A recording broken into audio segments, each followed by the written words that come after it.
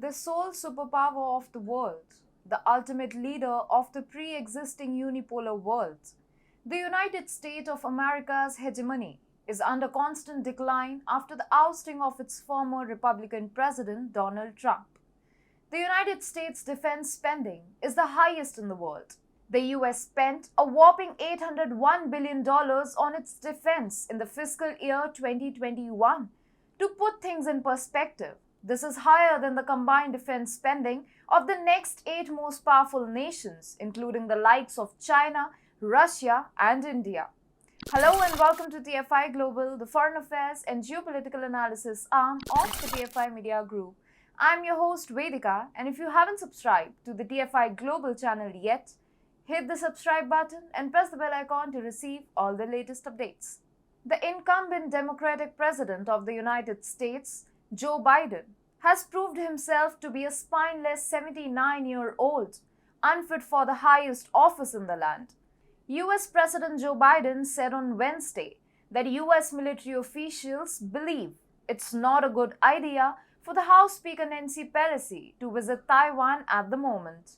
Biden's comments came a day after the Chinese Foreign Ministry said it would take resolute and strong measures should Pelosi proceed with reported plans to visit Taiwan in the coming weeks.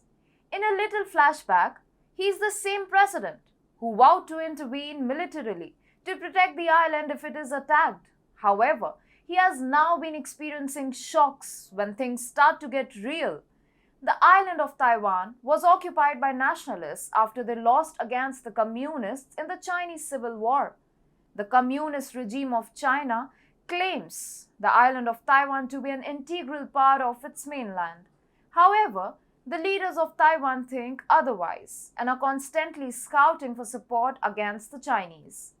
The occupation of Taiwan could be a game changer for China, owing to the island's unmatched semiconductor production capabilities and the presence of a highly advanced economy. USA's resistance to the Chinese aggression on Taiwan should be a priority if they want to avoid their arch rival from having access to highly advanced semiconductor technology.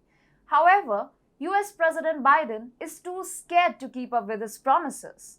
One could question Biden's participation in the situation if the US military is recommending against aggravating the CCP. However, the protection of Taiwan is highly in the United States' interest, and the world has witnessed a much tougher policy towards Taiwan during the Trump era. It is important here to note that they are almost the same defense systems. It looks like there is an enormous lack of political will, and the military is just being used as a scapegoat to save face. Biden has adopted a pro-China policy since his accession. His administration has also tried to undermine the efforts made by the Trump government in their trade war against China. The Trump administration applied a 25% duty on billions of dollars of Chinese products.